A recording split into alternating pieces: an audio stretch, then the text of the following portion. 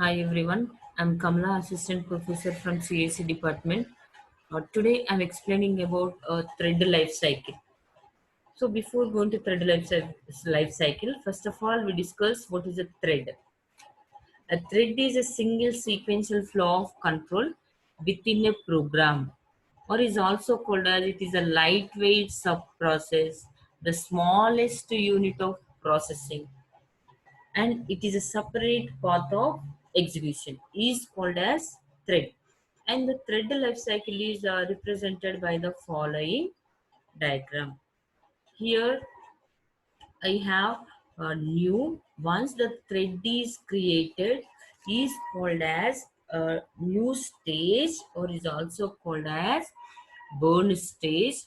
Then the second stage is called as runnable. Then the third is called as running. Next, fourth is called as terminated. And the last one is called as runnable or blocked stage. So according to Java soft people, they can define thread lifecycle consists only the following uh, stages: new, runnable, running, and blocked stage. Okay, so then in the coming version of this thread, they are also represented. The fifth one is called as a terminated stage. Okay, so what is a new stage? First of all, we discuss. Once thread is created, then it is called as a burn stage, is also called as a new stage. And this new stage, invoking a method is called as start. Then the thread is moving from new stage to runnable stage. This runnable stage means which is ready to run, but it is not running. So this is called as a second stage of thread. And then uh, this runnable stage, or this second stage of thread is invoking a method is called as a run method, so that the execution or the process of thread is started, or the thread is running. So once its process is over, then which is moving to a stage is called as terminated stage. Okay, so once the thread process is over, then which is moving to terminated stage. Otherwise, during the execution of thread, if anyone is disturbed, which means any thread is disturbed, then which is moving to a blocked stage. So the particular thread, the particular running thread is moving to the blocked stage by invoking a method is called as sleep or suspend or wait. So using any of these three methods, we can suspend the thread some amount of time, or we can interrupt the thread for some amount of time, so that that particular thread is moving to blocked stage. So which is in the blocked stage until which receives signal from someone. Okay, so until that particular thread is in blocked stage. And during in this blocked stage, if the particular thread is received signal from any other thread, by using a message or by using a signal is called resume, notify, or notify all. So using any of these three methods, if the particular blocked thread is received, then which wake up and which is moving to runnable stage. And from this runnable stage, and again which is invoking a method is called run method automatically, then which is running the thread or which is executing its process. Once its job is over, then it is moving to end stage, or else if it is disturbed by any other thread, again moving to blocked stage, which is in the blocked stage until which is receives a signal is called as either resume or notify all.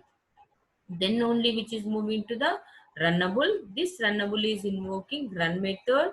and which is moving to the running. So this process is repeated until the execution of thread is over.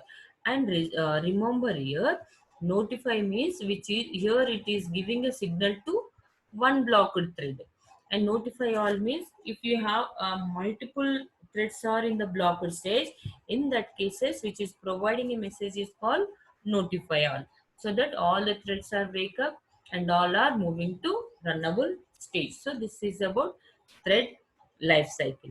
Now how to create thread we'll discuss.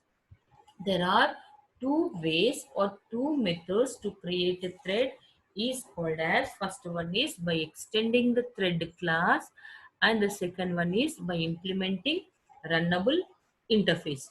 Now we'll discuss these two with an example Java program.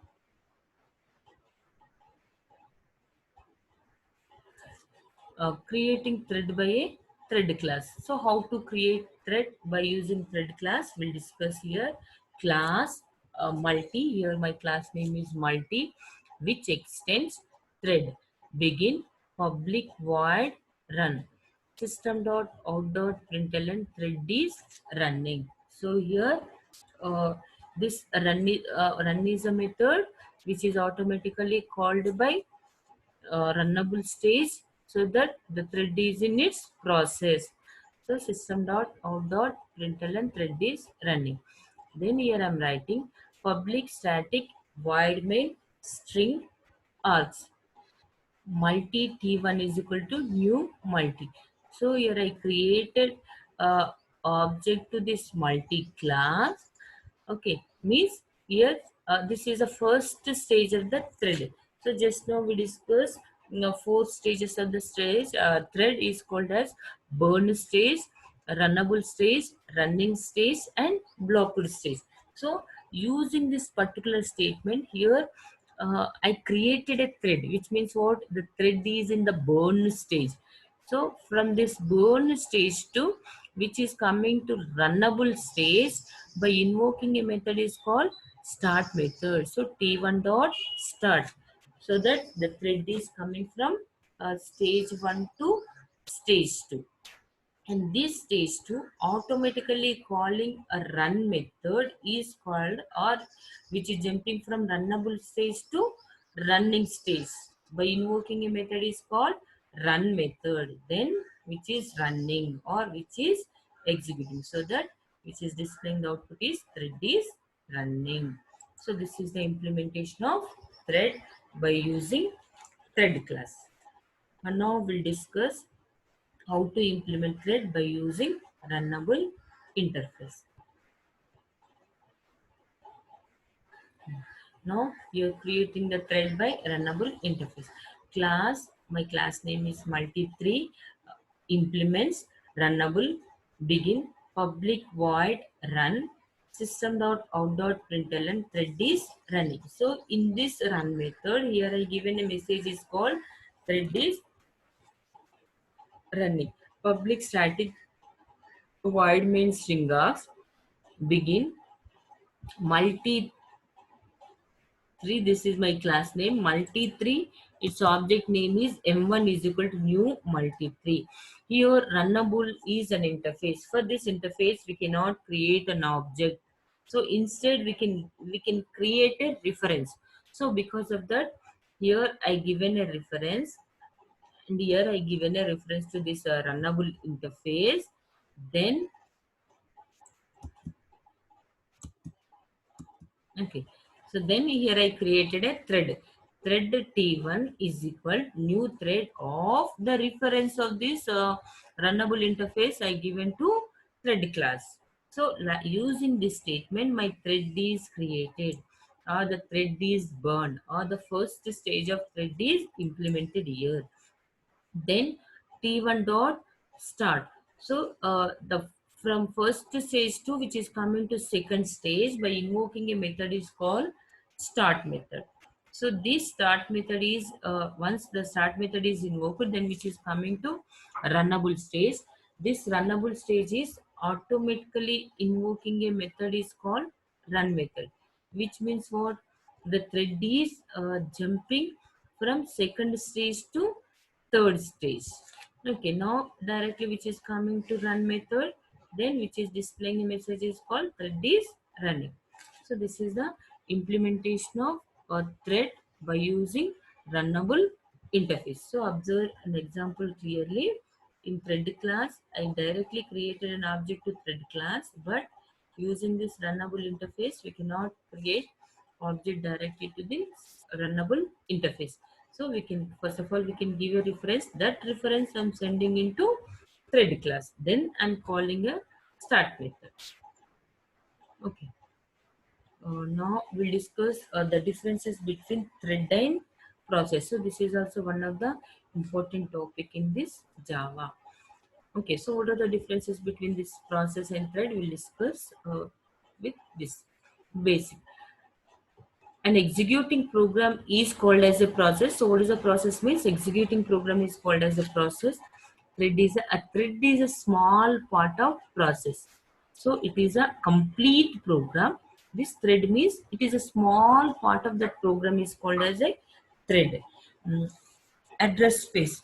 Every process has its separate address space.